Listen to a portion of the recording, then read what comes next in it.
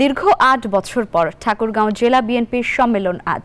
এতে প্রধান অতিথি হিসেবে ভার্চুয়ালি যোগ দেবেন দলের ভারপ্রাপ্ত চেয়ারম্যান তারেক রহমান। সম্মেলনের উদ্বোধন করবেন দলটির মহাসচিব মির্জা ফখরুল ইসলাম আলমগীর। সকাল ১১টায় ঠাকুরগাঁও জেলা স্কুল বড় মাঠে এই সম্মেলন অনুষ্ঠিত হবে। এবারের সম্মেলনের সভাপতি পদে রয়েছেন একজন ও সাধারণ সম্পাদক পদে প্রতিদ্বন্দ্বিতা করবেন ৪ জন প্রার্থী।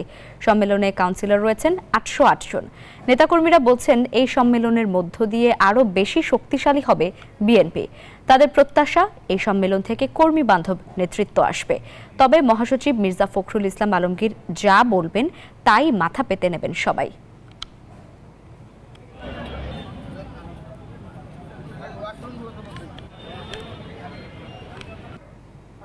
ধন্যবাদ আপনাকে। আপনি জানেন যে দীর্ঘ ৮ বছর পর আজকে ঠাকুরগাঁও জেলা বিএনপি দ্বিবার্ষিক সম্মেলন অনুষ্ঠিত হচ্ছে।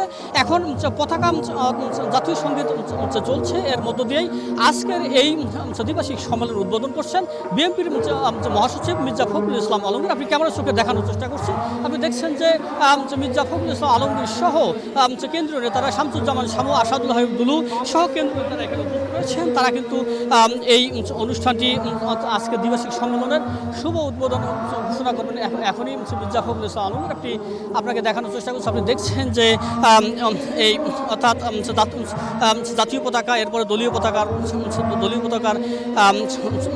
গাওয়া হবে। এরপরে কিন্তু আজকে যে দ্বিবার্ষিক সম্মেলন, এই সম্মেলন অনুষ্ঠিত হবে। এই সম্মেলনে আসলে আপনাকে যদি বলি যে সভাপতি যে প্রার্থী রয়েছে, সভাপতি প্রার্থী আগেই বিনা প্রতিদ্বন্দ্বিতা নির্বাচিত হয়েছেন এবং ৪ জন কিন্তু সাধারণ সম্পাদক প্রার্থী রয়েছেন।